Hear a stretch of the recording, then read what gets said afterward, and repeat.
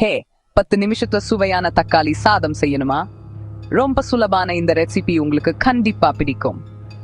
முதல்ல ஒரு கடாய அடுப்புல வச்சு 2 டீஸ்பூன் எண்ணெய் ஊத்துங்க. எண்ணெய் காஞ்சதும் அரை டீஸ்பூன் கடுகு, அரை டீஸ்பூன் உளுத்தம் பருப்பு சேருங்க. நல்லா பொரியட்டும். இப்ப நனக்கின் ஒரு வெங்காயம், 4 பல் பூண்டு, கொஞ்சம் கருவேப்பிலை சேருங்க. நல்லா வாசனை வரைக்கும் வதக்குங்க. இப்போ நம்ம ஹீரோவை சேர்க்கலாம். நறுக்கின 2 தக்காளியை சேருங்க. தக்காளி நல்லா குழையர் வரைக்கும் வேக விடுங்க. 1/4 டீஸ்பூன் மஞ்சள் தூள், 1 டீஸ்பூன் மிளகாய் தூள், தேவையான அளவு உப்பு சேருங்க. நல்லா கலந்து விடுங்க. தக்காளி எல்லாம் நல்லா மசின்னு எண்ணெய் பிரிஞ்சு வரும்போது 1 கப் சமைச்ச சாதத்தை சேருங்க. சாதம் அந்த புளிப்பான சுவையை ஊன்ற மாதிரி மெதுவா கலந்து விடுங்க. இன்னும் 2 நிமிஷம் வேக விடுங்க. கிளறி வேற மறக்காதீங்க. அவ்வளவுதான். உங்களுக்கு பிடிச்சா கொஞ்சம் கொத்தமல்லி இல தூவிக்கோங்க.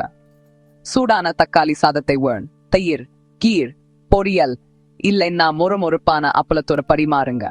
இது ஒரு சிம்பிளான திருப்தியான சாப்பாடு. இந்த ரெசிபி உங்களுக்கு பிடிச்சிருந்தா சப்ஸ்கிரைப் பண்ண மறக்காதீங்க. கீழே இருக்க லிங்கை கிளிக் பண்ணுங்க. இன்னும் நிறைய சுலபமான சுவையான ரெசிபிகள் வரப்போகுது. பார்த்ததுக்கு நன்றி.